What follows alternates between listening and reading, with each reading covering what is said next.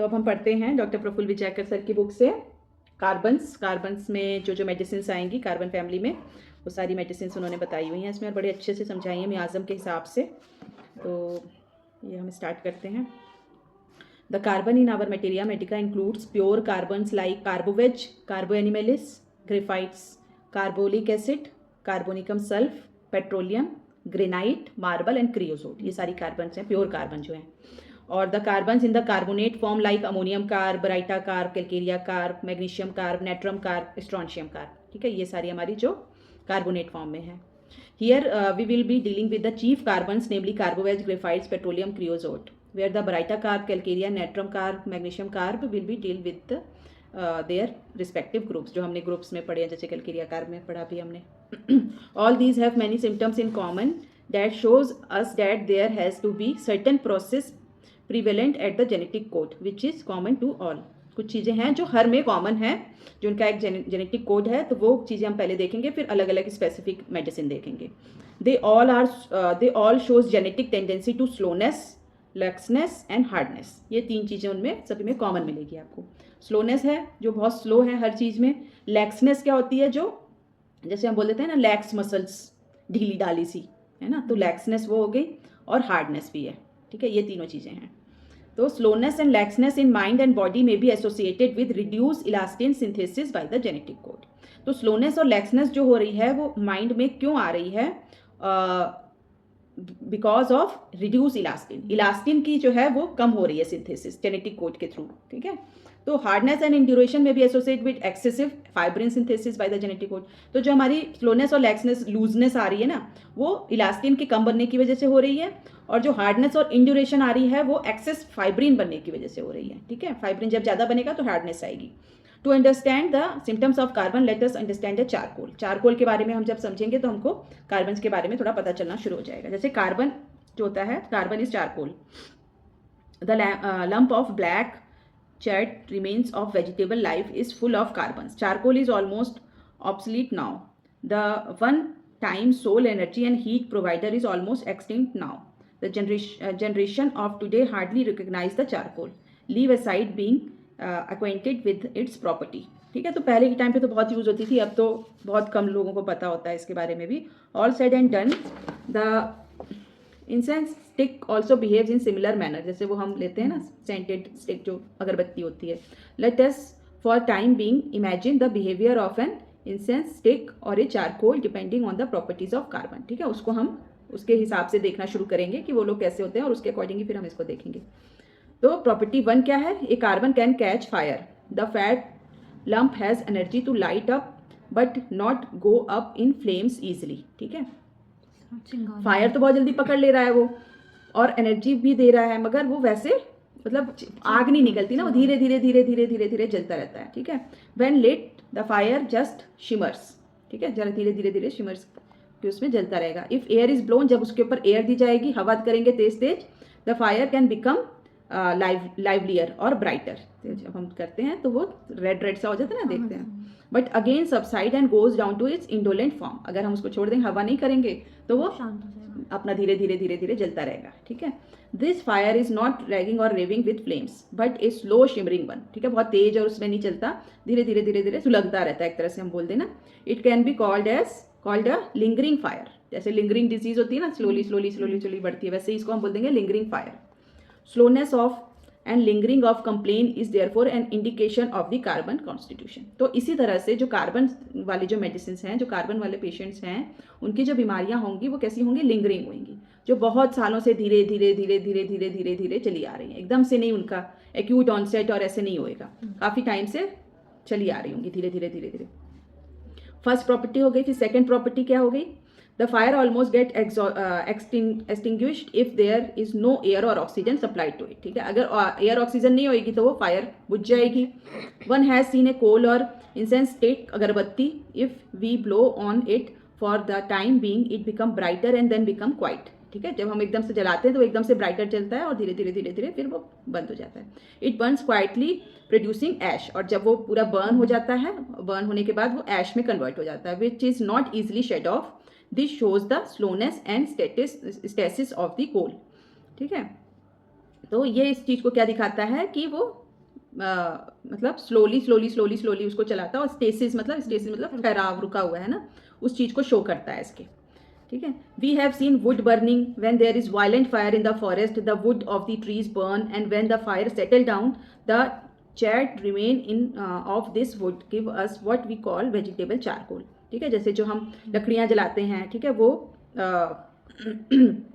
हाँ पे जब जलता है वो प्रॉपर पहले तेज जलता है, और फिर धीरे धीरे वो कम होके और वो जैसे कोयला जैसा बन जाता है ना, तो वो हम उसको क्या बोल देते हैं, वेजिटेबल चारकोल, ठीक है। Violent fire give rise to slow charcoal, thus the typical symptom that identifies a carbon is it wants air in motion और wants fan। जैसे हमारे हमने देखा था कार्बोवेज में फैनिंग डिजायर बहुत होती है ना, वो इसी वजह से, क्योंकि उनको ऑक्सीजन चाहिए, तो इनको क्या चाहिए, एयर इन मोशन और wants fan. The carbon specially carbo vegetabilis wants fan, ठीक है। कार्बोवेज जो है उसको बहुत ज़्यादा फैन डिजायर होती है। Desire of fan is not because he is hot patient but because he wants air in motion, ठीक है। हॉट नहीं होता वो, मगर उसको एयर चाहिए मोशन में, इस करके उसको फैनिंग डिजायर होती है। फिर है property C, with so much slowness in this constitution it goes without saying that the vitality is very low and metabolic activity is very low, ठीक है। इनकी जो स्लोनेस है कॉन्स्टिट्यूशन की, इसकी वजह से क्या होता है, इनकी वाइटलिटी और इनकी मेटाबॉलिक एक्टिविटी भी बहुत स्लो होती है, इसलिए इनमें देखो कितनी गैस बनती है, ये चीज़ों की प्रॉब्लम होती है, क्योंकि इनका मेटाबॉलिज्म भी बहुत स्लो होता है, डाइजेशन भी स्लो होगा, सब कुछ स्लो होगा। Heat is less, coldness prominence, they need heat, thus most of the carbons are chilly, ठीक है। कोल्डनेस ज़्यादा है, इनमें हीट कम है। फिर property D, the charcoal has another property that was being exploited about 50 years ago. The refrigerators came to India in the 50s. People did not know how to use them. The stale food and closed environment created an obnoxious odor inside them. The charcoal was advised by many to be kept inside so that it could absorb the bad smell from the fridge. जैसे हम new bottles खरीदते हैं या फिर वो देखते हैं ना, उसके अंदर वो थोड़ी सी होती है, उसके अंदर चारकोल होता है, ताकि वो उसकी सारी बैड स्मेल को वो एब्जॉर्ब कर ले। बंद कोई चीज़ है उसमें भी हम डाल देते हैं जो न्यू चीज़ें, तो चारकोल का काम ही यही होता है, वो जो भी बैड ओडर है वो सब चीज़ों को वो क्या करता है, एब्जॉर्ब कर लेता है। तो पहले के टाइम पे जब फ्रिज वगैरह नहीं होते थे, तो ऐसी चीज़ों को हम कहीं रखते थे, तो उसमें वहाँ पे भी लोग चारकोल रख देते थे ताकि वो स्मेल को वो कर ले, एब्जॉर्ब कर ले, so that it could absorb the bad smell from the fridge. This was before the deodorant age. This property of being a good absorbent was utilized in allopathy by manufacturing drugs for absorbing gastric flatulence, ठीक है। जो वो भी देखना, एक जैसे जब operation होता है ना किसी का, सिजेरियन होने वाला होता है, उसके एक दिन पहले ना वो एक गोली देते हैं रात को, ब्लैक कलर की, है ना, ब्लैक कलर की वो गोली, उसमें भी चारकोल होता है, वो जितने भी पेट की गैस वगैरह है वो सब बाहर निकाल देता है और पेट भी बिल्कुल क्लियर कर देता है वो। हाँ, तो पहले के टाइम पे इन्होंने यही बताया कि वो भी यूज़ किया जाता है द गैस्ट्रिक फ्लैटुलेंस को एब्जॉर्ब करने के लिए। कार्बिनडॉन was one such black charcoal tablet, वही है ना, it was used in abundance when I used to practice allopathy. This shows us the adsorbent, deodorant and disinfectant properties of charcoal. दे सकते हैं sir? हाँ, देते हैं लोग, एलोपैथिक वाले भी देखते हैं, गैस वगैरह जिनको ज़्यादा बनती है उनको देते हैं। जब vegetable charcoal if one imagines is soft and has the property of being an absorbent, ठीक है, ये एब्जॉर्ब करता है, इसके ये प्रॉपर्टी होती है। Thus if water is poured on the coal it will absorb it with ease, ठीक है, वो सारा पानी भी सोख लेता है। This may be a good way to remember that most of the carbons are thirsty, ठीक है, चिली हो गए, थर्स्टी हो गए, स्लोनेस आ गई इनके अंदर, फैनिंग डिजायर आ गई, ठीक है, ये सारी चीज़ें हम इससे समझ सकते हैं। दीज क्वालिटीज़ और modalities have nothing to do with the doctrine of signature. It is a method of remembering that most carbons are slow, thirsty, chilly and craves for air and oxygen. Therefore carbons constitution are timid होते हैं बहुत ज़्यादा, predominantly right sided होते हैं, anxious होते हैं and money minded होते हैं, with very slow development of disease. इनकी जो डिजीज़ की डेवलपमेंट है वो बहुत सब, जैसे इस तरह के जो पेशेंट आएंगे वो ये बताएंगे कि मेरे को 10 साल से ये बीमारी चली आ रही है, धीरे धीरे पहले इतनी थी, फिर धीरे धीरे बढ़ रही है, लिंगरिंग डिजीज़ आपको देखने को मिलेगी, स्लो डेवलपमेंट ऑफ डिजीज़ होएगी। Everything in these constitution is slow and simmering. Stasis is the key word, ठीक है, स्टेसिस मतलब जो रुका हुआ है ना, ये इसका कीवर्ड है। There is stasis in the cardiovascular system, in the gastrointestinal system, in the mind, in the body and the body implying the predominance of the process of hyposycosis at the genetic level. तो इसमें क्या है, साइकोसिस less है, hypo मतलब कम, ठीक है, तो इसी वजह से स्लोनेस वगैरह ये सारी चीज़ें हैं इसमें। In complete repertory, when we see the rubric talk indisposed to, अगर हम देखते हैं रिपर्टरी में, we find that there are 268 remedies. This literally means 268 types of personalities or constitution do not like to talk much. These many constitutions are introverted, reserved and do not express themselves easily for various reason. ठीक है, इस तरह की जो 268 types की personality हैं जो बोलना कम पसंद करती हैं, रिजर्व होती हैं, इंट्रोवर्ट होती हैं और अपने आप को एक्सप्रेस नहीं करती. Let's examine the reason that may cause a person to remain quite. क्या क्या कारण हो सकते हैं कि लोग टॉक इंडिस्पोज टू में पड़े हैं? उसके पीछे बहुत सारे कारण हो सकते हैं. एक तो हो सकता है या तो वो हॉटी हो बंदा, ईगोइस्टिक हो. सबसे पहले तो लोग यही सोचते हैं कि बंदा कम बोलता है इसका मतलब घमंडी है, ये है ना, ज़्यादातर ये बोलते हैं ना, बड़ा घमंडी है, किसी से बात नहीं करता. तो एक तो ये रीज़न हो सकता है. सेकंड हो सकता है वो टिमिड हो, बहुत ज़्यादा शर्मीला हो, है ना, तो ये है सेकंड रीज़न. थर्ड है इंटेलेक्ट डिफिशिएंट और inability to converse with other. उनके अंदर दिमाग ही इतना नहीं है कि वो, उनको पता ही नहीं चलता मैं क्या बोलूँ, ऐसी सिचुएशन में क्या बात रखूँ. तो ये हो सकता है कारण. ठीक है. फोर्थ हो सकता है सैड एंड मेलनकोलिक. वो बहुत दुखी है तो इसलिए वो ज़्यादा नहीं बोलना चाहता. एंग्री टेम्परामेंट भी हो सकता है. ठीक है. Temperament who hate being disturbed and like tranquillity. ठीक है, जैसे नक्सोमिका होता है, डिस्टर्ब नहीं होना चाहता और ट्रंक्विलिटी में रहना चाहता है, शांति में रहना चाहता है. People who lack confidence in themselves despite having intellectual ability. कुछ ऐसे लोग हैं जिनमें कॉन्फिडेंस की कमी है, तो हाँ, तो इसकी वजह से. और फिर एट्थ है people who get embarrassed easily, जो बहुत जल्दी एम्बेरस्ड हो जाते हैं. ठीक है, जैसे एम्ब्रागेशिया है, कुछ ऐसी दवाइयाँ हैं ना जो बहुत जल्दी एम्बेरस्ड हो जाती हैं. वो लोग भी कम बोलेंगे क्योंकि अगर मैं कुछ बोल दिया, किसी ने मजाक बना दिया मेरा, तो मेरे को फिर शर्म आ जाएगी इससे चीज़ें. तो वो भी हो सकते हैं जो कम बोलने वाले होते हैं. People who are weak in mind and body and can not tolerate slightest mental और फिजिकल एक्सर्शन. और ऐसे लोग भी हो सकते हैं जो माइंड और बॉडी से बहुत वीक हैं और जरा से भी स्लाइटेस्ट मेंटल और उस फिजिकल एक्सर्शन से उनको प्रॉब्लम होने लगती है, वो टॉलरेट नहीं कर सकते. और 10th पीपल हु आर इल. ठीक है, ये सारे कारण हो सकते हैं टॉक इंडिस्पोज टू में होने के. तो the carbons belongs to the timid type. जो इनमें से जो है कार्बन जो है उसका पीछे का कारण क्या है कि वो टिमिड है, इसीलिए वो टॉक इंडिस्पोज टू में पड़े हैं. Most of them are too timid to express themselves. ठीक है, ज़्यादातर इसमें से जो होते हैं बहुत ज़्यादा टिमिड होते हैं, एक्सप्रेस नहीं करते. Surprisingly despite being timid and emotional they are predominantly right sided. ठीक है, राइट साइडेड होते हैं. Right sided means left brain dominant personality who are stronger mentally than right brain dominant people.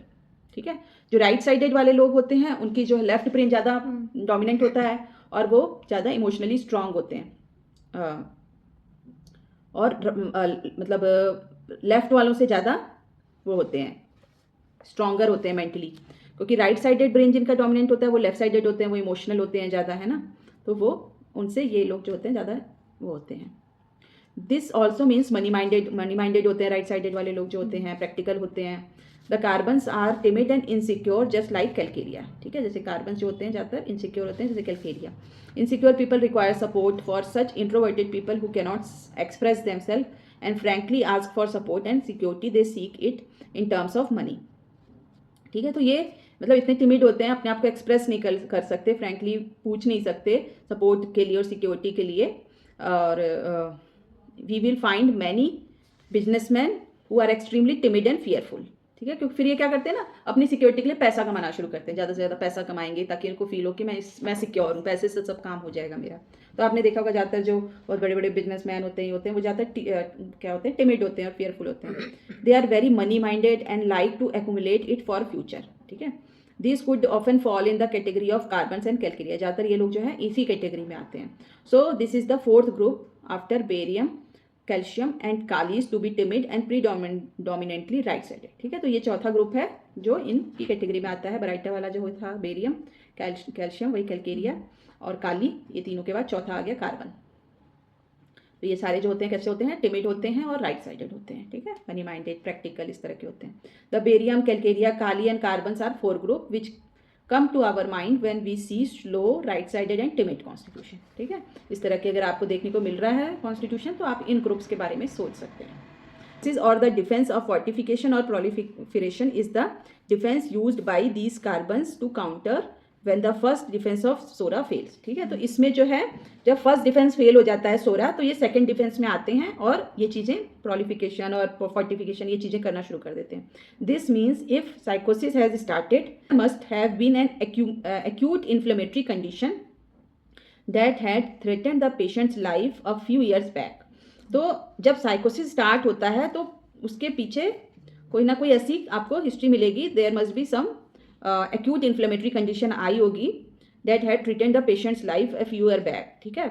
वो सोरिक वो आई होगी उसमें कुछ ना कुछ ऐसी, तो जिसको वो नहीं ओवरकम कर पाया, फिर वो साइकोसिस में पहुंचना शुरू हो गया। In order to save the patient from going into the destruction inflammatory process the genetic code switches on the defence mechanism of sycosis and stasis, ठीक है। तो वो डिस्ट्रक्शन में ना जाए तो उसको वो साइकोसिस में ही रोक लेता है और स्टेसिस में आ जाता है। The slowness, thickened growth in duration, tumor hardness are also signs that tell us that this person has once upon a time suffered from a major life threatening illness which should be undoubtedly probed, ठीक है। तो जब आपको ऐसी कोई condition देखने को मिल रही है, कोई ग्रोथ है, ड्यूरेशन है, कोई हार्डनेस आपको दिख रही है पेशेंट में, तो वहाँ पे आप सोच सकते हो कि कोई ऐसी कंडीशन उसकी पहले आई होगी जो मेजर लाइफ थ्रेटनिंग इलनेस हुई होगी, जिसको सेव करने के लिए वो सिफिलिस में ना जाए बंदा, उसको उन्होंने साइकोसिस में ही रोक दिया, वो ग्रोथ ले आए या फिर ऐसी चीज़ ले आए। तो ये डिफेंस है उसका बॉडी का। In short, if disease is slow, neither progressing too fast nor responding to conventional treatment, ठीक है। अगर कोई डिजीज़ है जो बहुत स्लो है और कोई कन्वेंशनल ट्रीटमेंट से उस पर कोई रिस्पॉन्स नहीं मिल रहा है, our first understanding of the case should be that sycosis और fortification process has started at the genetic level. तो हमको उसी टाइम पे समझ जाना चाहिए कि इसके अंदर जो है फोर्टिफिकेशन और साइकोसिस वाली प्रोसेस जो है वो जेनेटिक लेवल पे स्टार्ट हो चुकी है। This has to have started somewhere after the patient suffer from an acute inflammatory illness that is psora. तो कोई ये जो है वो कब से स्टार्ट हुई होगी, कोई उसको एक्यूट इन्फ्लेमेटरी इलनेस हुई होगी पहले जो सोरिक थी, उसके बाद ही ये साइकोसिस उसकी स्टार्ट हुई है। This psora was suppressed and sycosis has start. Psora को सप्रेस कर दिया उस टाइम पे और साइकोसिस स्टार्ट होगी। Thus, we get the thinking that either the patient has suffered in the past from pneumonia, typhoid, malaria, or an episode of high fever, or any strong inflammatory disease, or a catastrophic, almost like life-threatening illness like intrauterine death of a fetus, or an abortion, and has been controlled by antibiotics or maybe specific homeopathic medicines, and the patient has never been well since, ठीक है। तो वहाँ पे आप probe करो कि क्या हुआ था पीछे, ठीक है। कोई भी चीज़ एकदम डायरेक्ट साइकोसिस में नहीं आ जाएगी, कुछ ना कुछ उसके पीछे पहले सोरा रहा होगा, तो वो सोरा को ढूंढने की कोशिश करो कि क्या हुआ था। कुछ ऐसा हुआ हो, कोई अबॉर्शन हुआ हो, कोई एंटीबायोटिक्स लिए हो, कोई इन्फ्लेमेटरी कंडीशन आई हो, हाई फीवर हुआ, टाइफाइड हुआ, निमोनिया, कुछ भी हुआ, उसके बाद ये कंडीशन शुरू हुई है, ठीक है। तो वो हमको हमेशा ढूंढना चाहिए। How we understand the journey of the patient that started with psoric disease, the acute inflammatory disease and ended up in the psychotic disease, slow fortification और growth disease। तो ऐसे हमको पता चलेगा कि कैसे वो पेशेंट की जो है वो जर्नी सोरा से साइकोसिस तक पहुंची, ठीक है। The effect of various processes eight the genetic level on the tissue. फिर अब उन्होंने पूरा प्रोसेस बताया जेनेटिक लेवल पे कि कैसे वो इफेक्ट आता है टिश्यू के ऊपर जेनेटिक लेवल से। फर्स्ट, रिड्यूस्ड इलास्टिन, ठीक है। रिड्यूस इलास्टिन होएगा, उसमें क्या होगा, the process at the genetic level that causes relaxation of tissue. अगर इलास्टिन लूज हो गया, कम हो गया, रिड्यूस हो गया, तो क्या होगा, रिलैक्सेशन हो जाएगी टिश्यू में, ठीक है, रिलैक्स हो जाएंगे वो। In elasticity causes relaxation and relaxation causes slowness and stasis is seen in every system and tissue, ठीक है। तो रिड्यूस हो गई इलास्टिसिटी उसकी, तो उससे क्या होगा, वो रिलैक्स हो गया। जैसे हम देख लेते हैं कि प्रोलैप्स ऑफ यूट्रस होता है जैसे, है ना, उसमें भी यही होता है, जो यूट्रस को जो लिगामेंट्स वगैरह होते हैं जो उसको टक करके रखते हैं वो लूज हो जाते हैं, उनमें इलास्टिसिटी कम हो जाती है। तो कम होने की वजह से क्या होता है, वो लूज हो जाता है, यूट्रस नीचे आ जाता है, ठीक है, प्रोलैप्स होने लग जाता है। तो ये क्या करता है, रिलैक्सेशन करता है और उसकी वजह से स्लोनेस और स्टेसिस हो जाती है। और stasis is the gastrointestinal system. अगर गैस्ट्रोइंटेस्टाइनल सिस्टम में स्टेसिस आ गई तो we expect the intestine both the large and small misbehaving exactly as in the psychosis person would constipation, slowness of digestion and slowness of excretion of dirt from within, ठीक है। automatically explain the offensiveness of the carbon element, ठीक है। तो जब वो कम हो गया, हमारा इलास्टिसिटी कम हो गई, फ्लेक्सिबिलिटी कम हो गई, तो वो क्या होगा, वो खाना वहीं पे पड़ा सड़ना शुरू हो जाएगा, स्टेसिस आ जाएगी, है ना, वहीं पे रखा रहेगा। और उससे क्या होगा कि जो उसको कॉन्स्टिपेशन होने लगेगा, है ना, पर्सन को, और जब वो एक जगह सड़ेगा तो ऑफेंसिवनेस भी आएगी साथ में, तो इसलिए सारे कार्बन एलिमेंट्स वाले जो होते हैं उनमें ऑफेंसिवनेस की प्रॉब्लम होती है। The breath will be offensive, flatus will be offensive, the discharges whichever and wherever they are form stink, ठीक है, सारे डिस्चार्जेस के ऑफेंसिव हो जाएंगे। So when we go to the patients bed side and we just can't stand there because of the offensive odor, we need to start thinking about carbons, ठीक है। अगर ऐसी प्रॉब्लम आपको देख रही है ऑफेंसिवनेस, तो आपको कार्बन के बारे में सोचना चाहिए, and specially if and only if the illness is slow in progress. अगर साथ में प्रोग्रेस जो इलनेस की है वो स्लो है, लिंगरिंग डिजीज है, तो वहाँ पे आप और कंफर्म हो सकते हो। The liver of the carbon is most susceptible organ. If a person has suffered from jaundice once or too often, or has a tendency to sluggish liver and difficult digestion and tendency to offensive gas formation, we should think about a carbon either as an anion and a cation. Stasis is the respiratory, अगर ये सारी चीज़ें तो हमारी उसमें हो गई GIT में, ठीक है। और अगर हमारे रेस्पिरेटरी में हो जाए तो क्या हो जाएगा, respiratory system will naturally slow down the oxygenation of the whole system and giving rise to easy fatigue and characteristic air hunger and need for fan, ठीक है। ऑक्सीजन की कमी होने लगेगी उनके अंदर, इजिली फैटिक्ड हो जाएंगे। The breath also will be a cadaverous odour, बदबू वाला मतलब ब्रेथ आएगा उसको, smelling.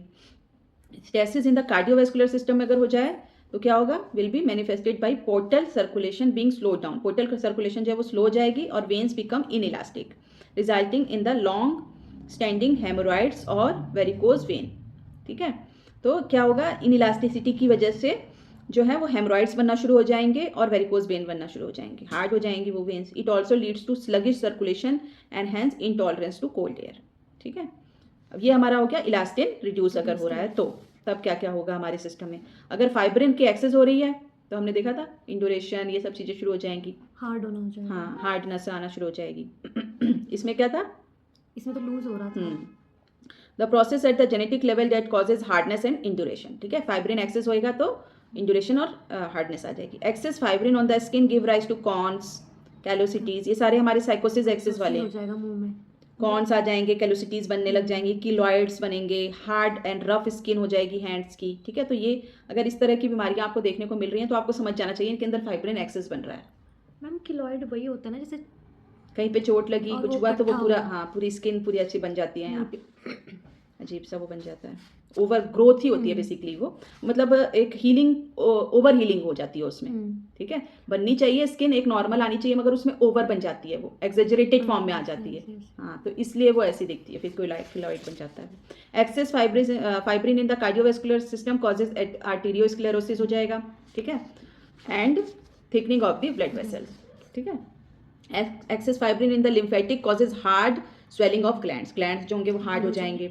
Access fibrin causes ischemia to the nerves making themselves over sensitive, different carbons have different nerve affections, ठीक है। Excess fibrin arteriosclerosis of cerebral vessels, ischemia to brain causes lack of nutrition to the brain thus resulting in forgetfulness, weakness of memory, absent mindedness. तो absent mindedness और weakness of memory, ये forgetfulness, ये सब जो है excess fibrin की वजह से हो रहा है। लोग बोलते हैं ना मेरे को कुछ याद ही नहीं रहता है, ये सब एक्सेस फाइब्रिन की वजह से, क्योंकि एक्सेस फाइब्रिन होएगा तो जो हमारे सेरिब्रल वेसल्स हैं उनमें भी आर्टेरियोस्क्लेरोसिस शुरू हो जाएगी, उसमें ब्लड कम जाएगा, ब्रेन के सेल्स में जो है इस्चीमिक कंडीशन आने लगेगी, लैक ऑफ न्यूट्रिशन होएगा ब्रेन का, और उसकी वजह से उनको वो चीज़ें याद नहीं रहेंगी, फॉरगेटफुलनेस और वीकनेस ऑफ मेमोरी शुरू हो जाएगी, एब्सेंट माइंडेडनेस हो जाएगी। तो ये हो गया एक्सेस फाइब्रिन का। Never well since an acute life threatening illness is a very strong indication of carbon, but only when the reaction is slow and lingering. कई बार बोलते हैं ना लोग, मेरे को जब से टाइफाइड हुआ उसके बाद से मैं ठीक ही नहीं हुआ, जब से मुझे निमोनिया हुआ उसके बाद से मैं ठीक ही नहीं हुआ, है ना, तो मतलब वही चीज़ होगी। हाँ, तो वो मतलब बीमारी तो चली गई मगर उसका इफेक्ट इतना ज़्यादा रह गया उनकी बॉडी पे कि वो अभी तक उस चीज़ को रिकवर ही नहीं कर पा रहे, और वो काफ़ी सालों से वो चीज़ चली आ रही है, स्लोनेस और लिंगरिंग उसमें। तो never well since an acute life threatening illness अगर कोई हुई है उनको, तो ये बहुत बड़ा स्ट्रॉन्ग इंडिकेशन है कार्बन्स का, ठीक है, अगर रिएक्शन उसका स्लो और लिंगरिंग हो उस बीमारी का, ठीक है। Weakness, tiredness and fatigue due to improper oxygenation of blood is an outstanding indication that draws our attention to the carbons, ठीक है। वीकनेस होगी इन लोगों को, बहुत ज़्यादा टायर्डनेस होगी, बहुत जल्दी थक जाएंगे, क्यों, क्योंकि इनके अंदर इम्प्रॉपर ऑक्सीजनेशन है ब्लड में, और ये एक बहुत आउटस्टैंडिंग इंडिकेशन है जो हमको कार्बन के बारे में बता रहा है। Naturally the stamina of a carbon is bound to be less and hence they are almost always aggravated in the evening. ठीक है, इवनिंग एग्रेवेशन है। The easy fatigue can always be better by stimulants and hence this carbon desire stimulants. इसलिए इनको stimulants की Dzire होगी। Stimulants में कुछ भी हो सकता है, कॉफ़ी, चाय या फिर कोई भी ऐसी चीज़ है ना, और दूसरी जैसे अल्कोहल वगैरह भी है ना। Entry points for carbons in short. When we see a patient who has been suffering from extreme weakness since more than 1 or 2 years, तो वहाँ पे आप कार्बन के बारे में सोच सकते हैं। When we see a patient who have been suffering from chronic lack of appetite and indigestion after an acute attack of hepatitis 3 or 4 years back, अगर एक्यूट हेपेटाइटिस का अटैक आया है 3-4 साल पहले और अभी तक उसको एपेटाइट नहीं ठीक हुई है, उसकी भूख कम हो गई है और इंडाइजेशन की प्रॉब्लम है, तो वहाँ पे आप कार्बन्स के बारे में सोच सकते हो। When we see a patient who has been suffering from hemorrhoids or varicose vein for the last 5 years after suffering from jaundice years back, ठीक है, अगर वेरिकोज वेन है, हेमरॉइड्स हैं और काफ़ी सालों से हैं, है ना, और जॉन्डिस हुआ है काफ़ी सालों पहले, है ना, तो वहाँ पे भी आप सोच सकते हो। When we see a patient who has been suffering from cardiopulmonary disease with cold perspiration on slightest exertion, ठीक है, कार्डियोपल्मोनरी डिजीज़ है और जरा सा एक्सर्शन पे उसको कोल्ड पर्सपायरेशन आने लगते हैं, तो वहाँ पे भी आप सोच सकते हो। When we see a patient who has been suffering from a slow growing tumor in the brain, meningioma, astrocytoma, etc. since 5 years and is yet not crippled, ठीक है, मतलब वो धीरे धीरे बन रहा है और मतलब बढ़ती जा रही है वो प्रॉब्लम उसकी। When we see a patient who have been suffering from chronic acidity or indigestion for last 10 to 15 years, जिनको क्रॉनिक इंडाइजेशन की प्रॉब्लम है काफ़ी सालों से। When we see a patient who have been suffering from long standing low relapsing fever not responding to treatment since last attack of pneumonia, pneumonia हुआ था और उसके बाद भी उसको बार बार वो फीवर के रिलैप्सिंग हो रही है काफ़ी सालों से, तो वहाँ पे आप सोच सकते हो। When we see a patient who has proliferative tendency of carbons in psychosis or produce large scales warts, cones, callosities, fibroid in the uterus, ठीक है, तो वहाँ पे आप सोच सकते हो। The laxness and looseness prevailing in every tissue makes the blood vessel loose, their perviousness of impermeability thus resulting in passive venous bleeding, ठीक है, लूजनेस लैक्सनेस की वजह से क्या हो रहा है, ब्लड वेसल्स कैसे हो रहे हैं उसके, इम्परमिएबल हो जा रहे हैं, ठीक है। परमिएबिलिटी में क्या होता है, वो जो पास करता है ना, वो चीज़ खत्म हो रही है उसकी। दस results in passive Venus bleeding, उसकी वजह से क्या हो रहा है, पैसिव वीनस ब्लीडिंग, और पैसिव मतलब धीरे धीरे वो रेस रहा है ब्लड उसका ना। एनी आर्टीरियल ब्लीड और profuse bleed from any wounds और organ can help us to rule out carbons. अगर कोई आर्टीरियल ब्लीडिंग है या प्रोफ्यूज ब्लीडिंग है किसी वुंड से, तो वहाँ वो आपको रूल आउट कर देगा, कार्बन नहीं हो सकते ऐसे, ठीक है। तो वीनस ब्लीडिंग होती है इसमें और पैसिव होती है और कम होती है। इसमें प्रोफ्यूज लिखा है, इसका मतलब उल्टा उसका हुआ कि धीरे धीरे थोड़ी होती रहेगी उसमें, तो वहाँ पे आप रूल आउट पॉइंट है ये कार्बन्स का। On the other hand if you notice a slow और chronic tendency to bleed, one should start thinking of carbons, ठीक है। स्लो क्रॉनिक ब्लीडिंग है तो वहाँ पे आप कार्बन्स के बारे में सोच। तो ये हमारे हो गए जो ओवरऑल कार्बन्स के करेक्टर थे, वो हमने सारे पढ़ लिए आज। अब नेक्स्ट हम पढ़ लेंगे कार्बोवेज आएगा, इसमें पेट्रोलियम आएगा, ग्रेफाइटिस आएगा और मार्बल आएगा, ये सारी मेडिसिन फिर हम नेक्स्ट वाले में देखेंगे।